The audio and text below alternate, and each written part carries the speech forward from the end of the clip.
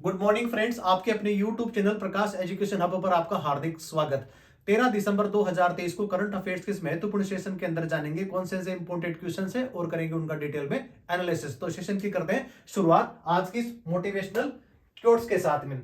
दोस्तों, अगर ऊंचा उठना है तो अंदर के अहंकार को निकालकर खुद को हल्का कीजिए, क्योंकि ऊंचा वही उठता है जो अंदर से हल्का होता है। तो आप अपनी जिंदगी के अंदर जितना अपने आप को हल्का कर पाएंगे उतनी ही आप तरक्की हासिल कर पाएंगे। बहरहाल, बात करते हैं आज 13 दिसंबर, और 13 दिसंबर अपने लिए क्यों इंपॉर्टेंट और आज कौन सा दिवस मनाया जा रहा है। ये आज ऐसी कौन सी घटना हुई जिसकी वजह से 13 दिसंबर को याद किया जाता है। तो ये है 13 दिवस की बात ही है कि 13 दिसंबर 13 दिसंबर को संविधान सभा की तीसरी बैठक हुई और उसके अंदर उद्देश्य प्रस्ताव पारित किया गया। और उद्देश्य प्रस्ताव हमारे देश के प्रथम जो प्रधानमंत्री थे, जिनका नाम जवाहरलाल नेहरू साहब, उन्होंने उद्देश्य प्रस्ताव पारित किया और 22 जनवरी 1947 को उद्देश्य प्रस्ताव पारित हो गया। तो ये अपने लिए इंपॉर्टेंट 13 दिसंबर। इसके अलावा 13 दिसंबर को और क्या होता है इतिहास में और भारतीय संदर्भ में, तो मैं आपको बताता हूं कि लोकतंत्र का मंदिर हमारी संसद, 13 दिसंबर 2001 को संसद पे अटैक होता है और उसके अंदर बहुत सारे ऐसे जो रक्षा कार्मिक थे वो भी शहीद हुए थे, लेकिन उन्होंने संसद की रक्षा करते हुए अपने प्राण न्यौछावर कर दिए। तो अपने लिए एक ये चीज भी इंपॉर्टेंट है। चलिए, इसके अलावा 13 दिसंबर और क्यों इंपॉर्टेंट है, तो 13 दिसंबर को राष्ट्रीय कोको दिवस भी मनाया जाता है।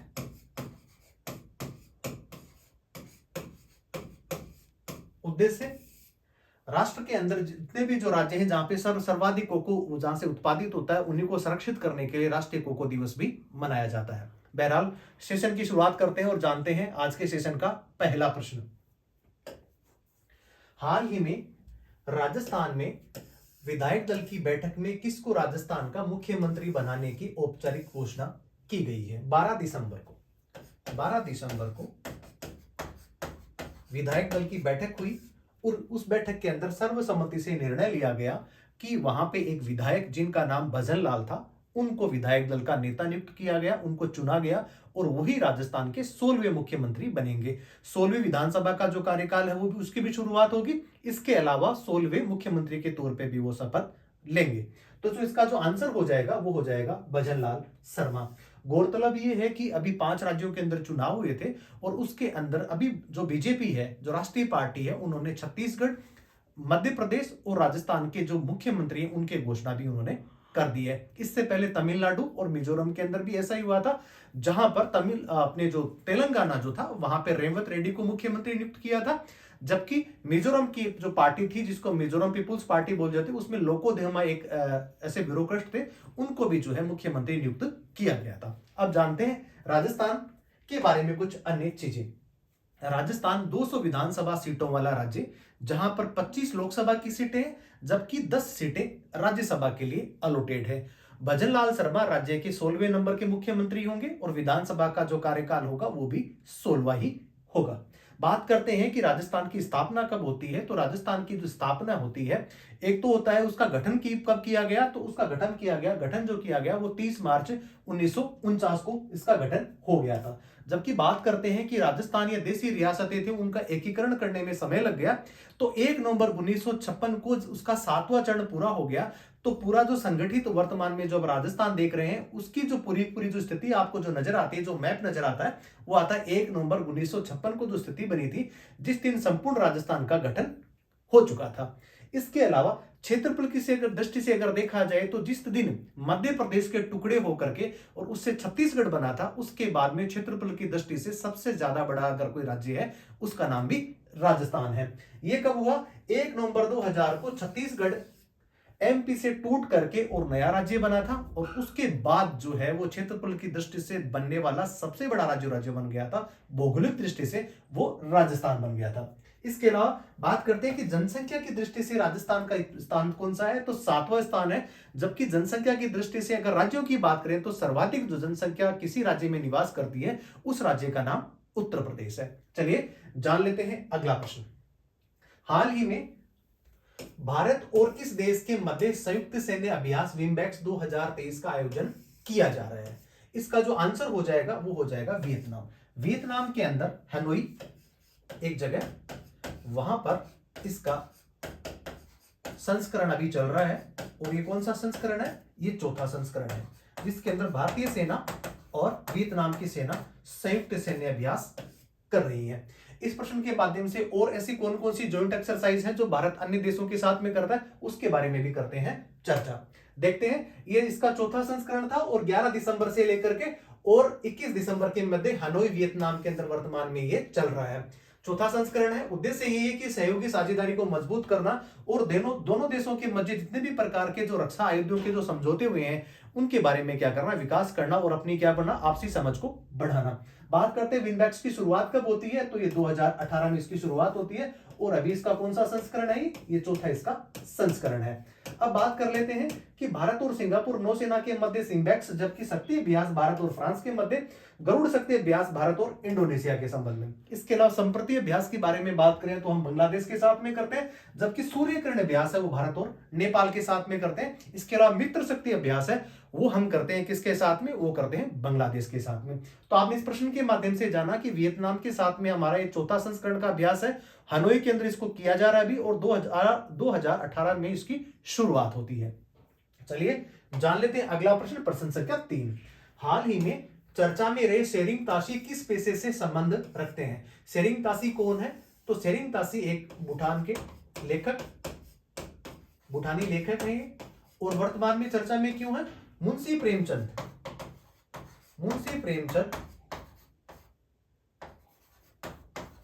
फेलोशिप पुरस्कार से इनको नवाजा गया है। और ये फेलोशिप पुरस्कार की शुरुआत कब होती है? इसकी शुरुआत होती है 2005 में।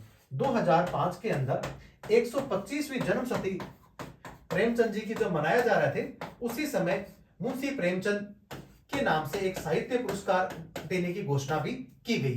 तो उसी के संदर्भ के अंदर भूटानी जो लेखक हैं जिनका नाम शेरिंग ताशी है, उनको इस पुरस्कार से सम्मानित किया गया है। देख लेते हैं इसके बारे में कुछ अन्य उनकी जो रचनाएं हैं चर्चा में, इसलिए कि उन्हें साहित्य अकादमी की प्रेमचंद फेलोशिप अवार्ड से उनको नवाजा गया है। वे 12वें प्राप्त करता है, 2005 से इसकी शुरुआत होती है।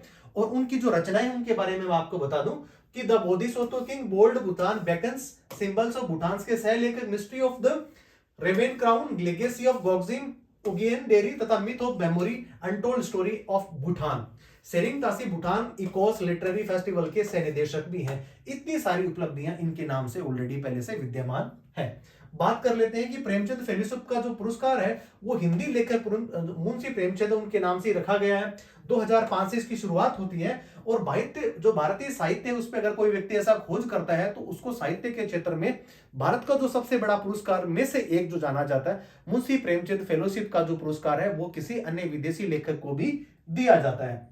बात करते हैं कि सर्वप्रथम अगर इसको प्राप्त करने वाले कौन से देश के ऐसे जो लेखक है वो बने थे, तो इसका जो आंसर हो जाएगा वो हो जाएगा पाकिस्तान के एक ऐसे लेखक थे, उर्दू के लेखक हैं जिनका नाम है इंतजार हुसैन। उनको सबसे पहले 2005 के अंदर इस पुरस्कार से सम्मानित किया गया। साहित्य अकादमी की अगर स्थापना के बारे में बात करें तो साहित्य अकादमी के अंदर जो पुरस्कार दिया जाता है वो सबसे बड़ा पुरस्कार माना जाता है लेखन के क्षेत्र में, और इसकी शुरुआत होती है 1954 में। चलिए जान लेते हैं अगला प्रश्न, प्रश्न संख्या 4। किस राज्य ने बसों में महिलाओं को मुफ्त यात्रा प्रदान करने के उद्देश्य से महालक्ष्मी योजना लागू करी है? इसका जो आंसर हो जाएगा वो हो जाएगा तेलंगाना। तेलंगाना के अंदर जब सरकार ने अपना एक मेमोरेंडम दिया था और उसके अंदर यह कहा गया था कि हम सरकार में अगर आते हैं, जो घोषणा पत्र उन्होंने दिया था कि हम जब सरकार में आते हैं तो हम आपको 6 गारंटी देते हैं, और 6 गारंटी के अंदर एक गारंटी होगी कि महिलाएं, बूढ़े, बुजुर्ग, या कह सकते हैं महिलाओं के अंदर बूढ़ी है, विधवा है, विकलांग है, सभी कैटेगरी जो महिलाएं हैं जिसके अंदर छात्राएं भी शाली, सबको हम फ्री ऑफ कॉस्ट के अंदर यात्रा करवाने वाले हैं। और इसी के संदर्भ के अंदर ये शुरुआत की गई है तेलंगाना। अब तेलंगाना के बारे में बात कर लेते हैं। तेलंगाना भारत का 29वां राज्य बना। कब बनता है ये राज्य? ये बनता है 2 जून 2014 को। किससे तोड़ करके या किसको अलग करके, किसको काट करके बनाया गया? तो ये बनाया गया भाषा के आधार पे भारत का सबसे पहला प्रदेश बनने वाला आंध्र प्रदेश, जिसकी राजधानी पहले हुआ करती थी हैदराबाद। तो हैदराबाद इसकी राजधानी होगी।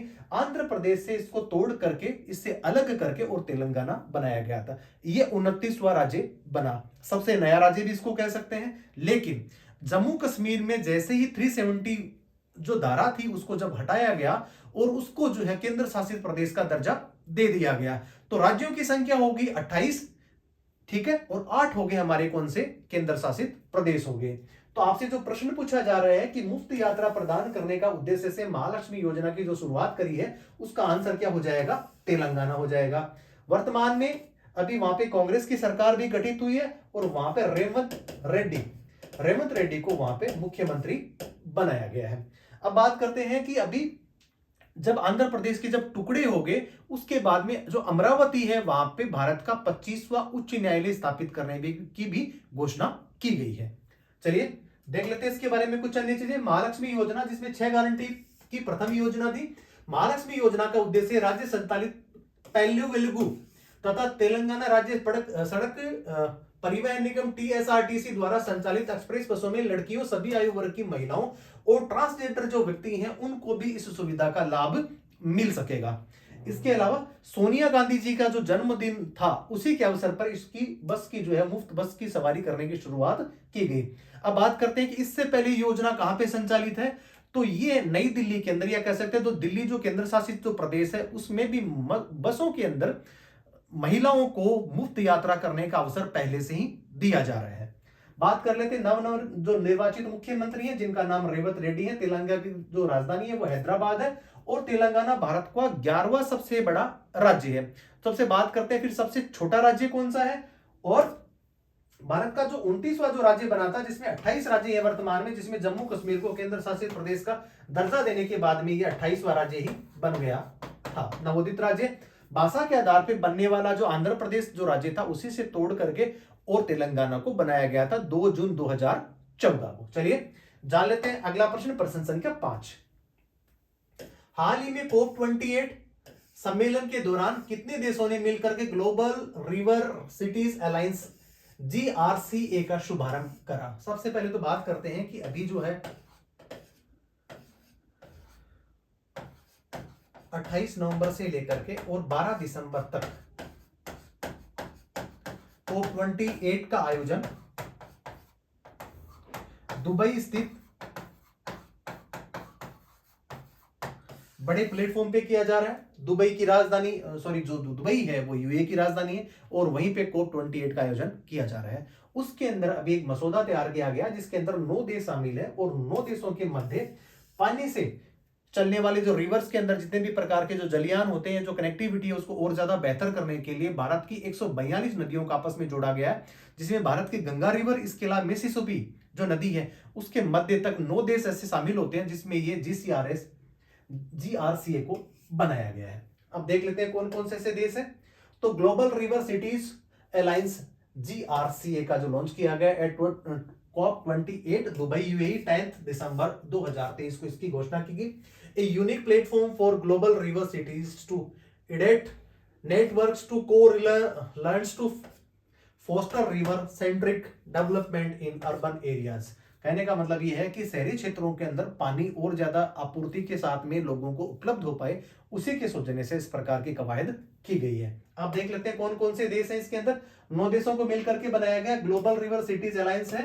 शहरी क्षेत्रों में नदी केंद्रित विकास को बढ़ावा देने के लिए, विचार करने के लिए, नेटवर्क बढ़ाने के लिए सदस्य देशों की अगर बात कर रहे हैं तो भारत है, डेनमार्क है, कंबोडिया है, जापान है, भूटान है, ऑस्ट्रेलिया है, नीदरलैंड है, मिस्र और घाना है। तो इसमें कुछ ऐसे देश हैं जो कह सकते हैं मध्य एशिया के देश हैं। उसके बाद में आप जैसे ही आप यूरोप के अंदर प्रवेश कर रहे हैं, ये सारे के सारे देश जो है उसके अंदर शामिल हुए हैं। अब इस अलायंस के तहत राष्ट्रीय स्वच्छ गंगा मिशन जो ऑलरेडी पहले से भारत में संचालित है, इसके अलावा मिसिसिपी नदी शहरों और कस्बों की पहल MRCTI के साथ में सामान्य तौर पे इसके साथ में समझौता किया गया है। बात कर लेते हैं अमेरिका की जो मिसिसिपी जो नदी है, उसके नदी के किनारे 124 शहरों और कस्बों को इसमें क्या करना है, इनको डेडिकेट करना है। भारतीय रिवर सिटीज अलायंस ऑलरेडी पहले से ही है, उसी को देख करके इस अलायंस की घोषणा की गई है, क्योंकि नवंबर 2021 में जल शक्ति मंत्रालय के तहत राष्ट्रीय स्वच्छ गंगा मिशन और आवास मंत्रालय के सौजन्य से इस प्रकार की योजना पहले से ही संचालित है। उद्देश्य क्या है? नदी संरक्षण, टिकाऊ जल प्रबंधन की दिशा में वैश्विक प्रयास करना। रिवर सिटीज अलायंस में भारत के 132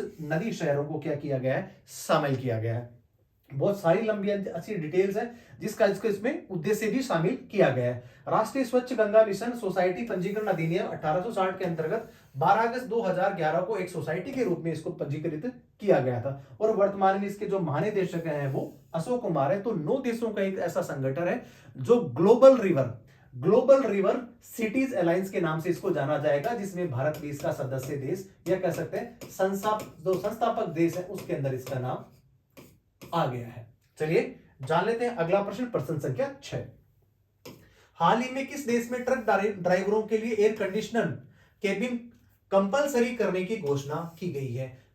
इस देश का नाम है भारत, क्योंकि भारत से पहले विकसित देशों के अंदर तो ऑलरेडी इस प्रकार की चीजें वहां पे चल रही थी, जहां पे ट्रकों के अंदर यहाँ पे N2 और N3 ये 2 प्रकार के ट्रक होते हैं, जिसके अंदर 5 से लेकर के 12 टन वाला वो N2 में आता है, जबकि N3 के अंदर 12 टन से जो ऊपर के जो ट्रक होते हैं जो सामान लाते हैं उनको N2 और N3 की कैटेगरी में उनको शामिल किया गया है। उनके अंदर अनिवार्य रूप से आपको एसी केबिन के अंदर लगाना ही पड़ेगा।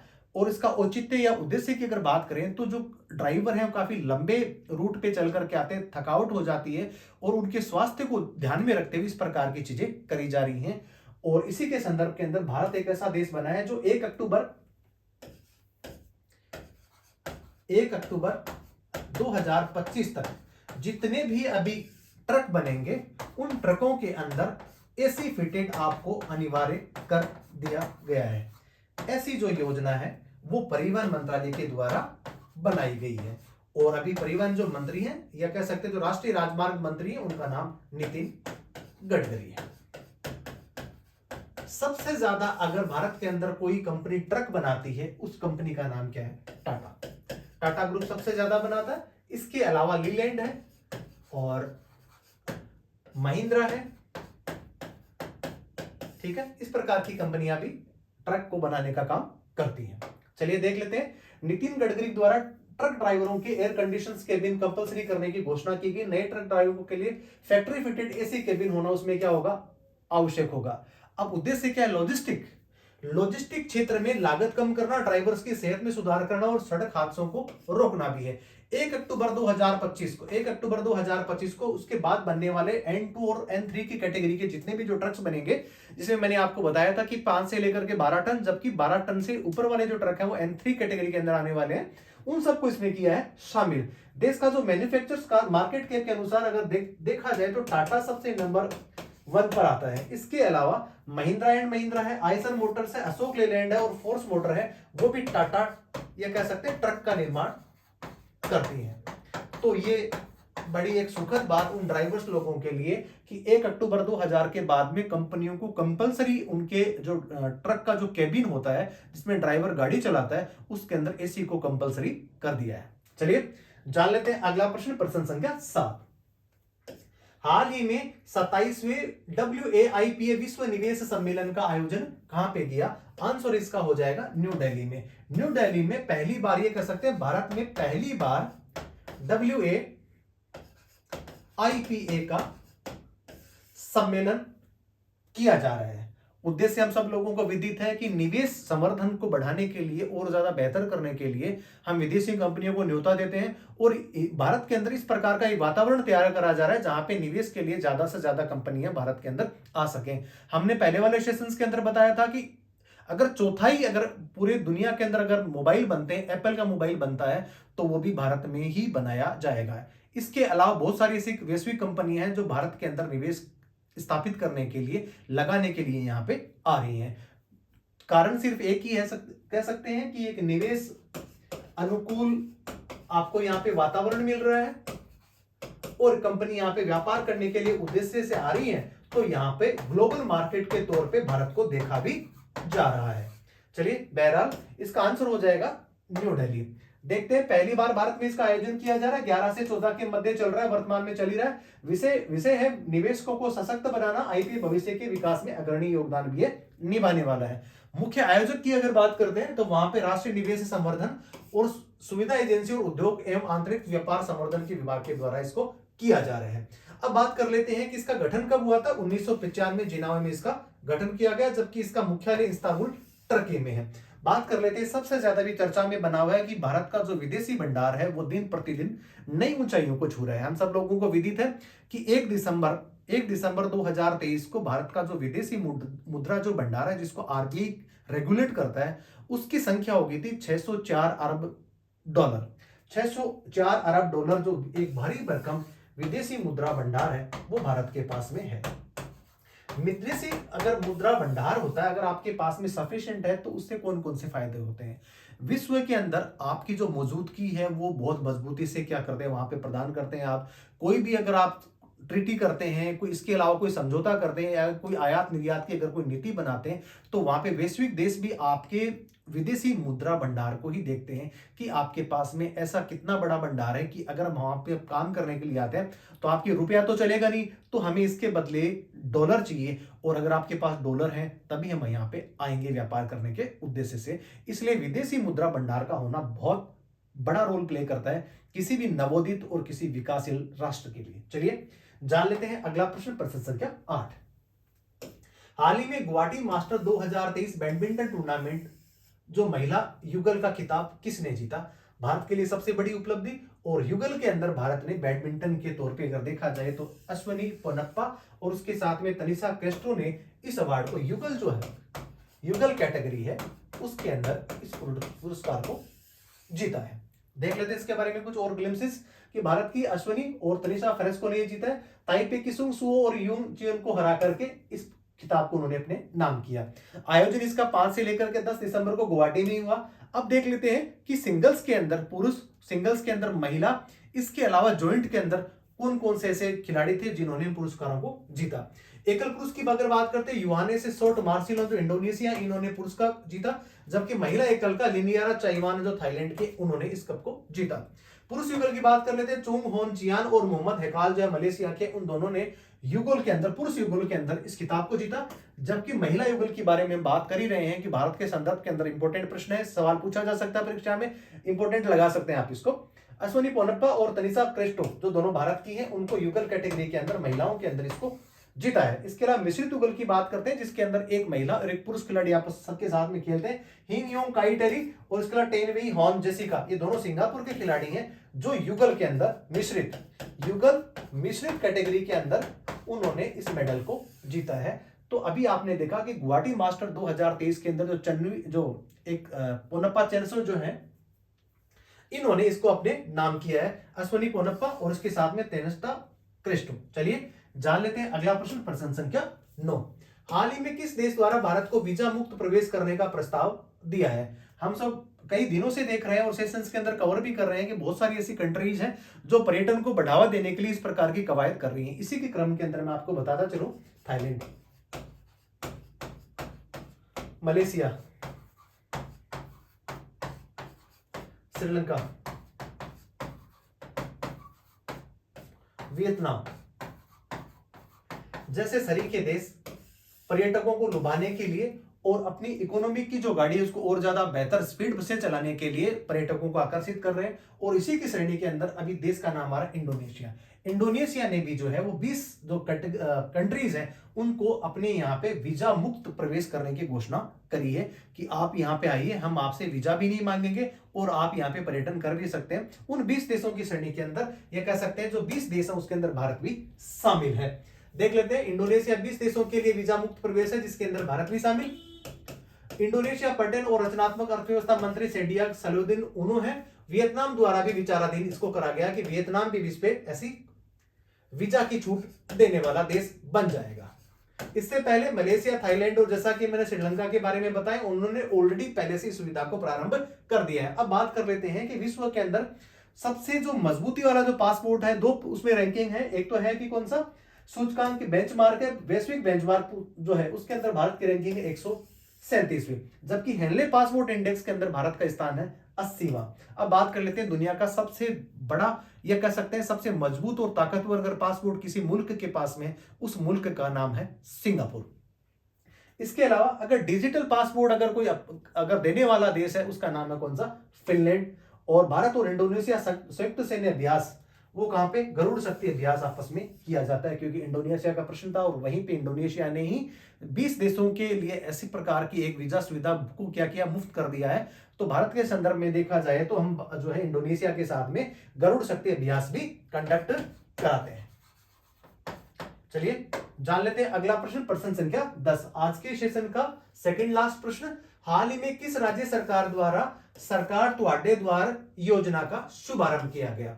जिस प्रकार आपको देख पा रहे हैं आप कि ये तुहाडे जिस प्रकार का जो वर्ड यूज में लिया जाता है, ये पंजाबी भाषा का शब्द, और तुहाडे का मतलब आपके, आपके द्वार तक हम जितने भी प्रकार के जो राज्य सरकार के द्वारा संचालित योजनाएं हैं उसमें कहीं पे भी आपको जाने की आवश्यकता नहीं है, आपके घर पे ही उसका रजिस्ट्रेशन किया जाएगा और उन सारी सरकारी सुविधाओं का आप अपने घर के माध्यम से ही ले सकते हैं। आपको दहलीज पार करने की आवश्यकता नहीं है। आंसर इसका हो जाएगा कौन सा, पंजाब।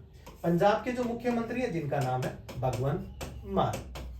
पंजाब की कह सकते हैं स्थापना कब होती है, तो 1966 में। 1966 के अंदर पंजाब नया राज्य बना। किससे टूट करके बना, तो हरियाणा। तो हरियाणा और पंजाब दोनों का जो गठन की जो तिथि है या जो साल है वो 1966 ही है। चलिए देख लेते हैं इसके बारे में कुछ अन्य चीजें। जनता को घर बैठे नागरिक केंद्र सेवाएं प्रदान करना। 43 सरकारी कार्य हैं, उनको घर बैठे एक ही जगह से उनकी घोषणा करिए और आप उसका फायदा एक ही जगह से उठा सकते हैं। हाल ही में पंजाब और चीज के लिए भी एक जो है वो चर्चा में बना था कि अगर कोई भी दिव्यांग उसके पास में गाड़ी है और वो अगर रोड पे चलता है और वहां पे फास्टैग लगता है तो उसको बिल्कुल मुफ्त कर दिया गया। दिव्यांगों के लिए पंजाब एक ऐसा राज्य बना है जहां पर दिव्यांगों के लिए फास्टैग सुविधा से उनको बिल्कुल मुफ्त कर दिया गया। बात करते हैं दिव्यांगों की और भी, तो महाराष्ट्र एक ऐसा राज्य है जहां पे दिव्यांगों के लिए अलग से मंत्रालय बनाया उन्होंने, जबकि एमपी के अंदर गुवाहाटी वहां पे स्पोर्ट्स कॉम्प्लेक्स दिव्यांगों के लिए अलग से उन्होंने स्थापित करा। बात राजस्थान की भी कर लेते हैं। दिव्यांगों के लिए जो पैरालंपिक्स गेम है, जो पैरा गेम्स है, उनके लिए अलग से स्टेडियम बनाने की घोषणा वो राजस्थान सरकार ने भी करी। तो दिव्यांगों के लिए विभिन्न जो सरकारें हैं वो इस प्रकार के कदम समय समय पे उठाती रहती हैं। तो पंजाब जो है अभी वर्तमान में दिव्यांगों को छूट देने वाले राज्यों में भी चर्चा में बना रहा था। बहरहाल बात करते हैं कि जो योजना तुहाडे द्वार वाली जो बात है उसके अंदर 43 ऐसे सरकारी कार्य हैं जिनको आपके घर बैठे इस सुविधा का आपको लाभ मिल जाएगा। इसके अलावा मुख्यमंत्री वहां के भगवंत मान है, जबकि राज्यपाल बनवारी लाल पुरोहित है। स्थापना 1 नवंबर 1966 को होती है। लोकसभा की सीटों की बात करें तो लोकसभा की सीटें यहाँ पे 13 है, जबकि विधानसभा सीटों की बात करते हैं तो 117 और राज्यसभा की जो सीट है वो मात्र वहां पे 7 है। छोटा सा राज्य है और पाकिस्तान के साथ में सीमा बनाता है और वहां पंज नदी इसको कहा जाता है, जहां पे 5 नदियां जो है वो क्या करती है, यहाँ पे बहती हैं। चलिए जान लेते हैं आज के सेशन का अंतिम प्रश्न और प्रश्न संख्या 11।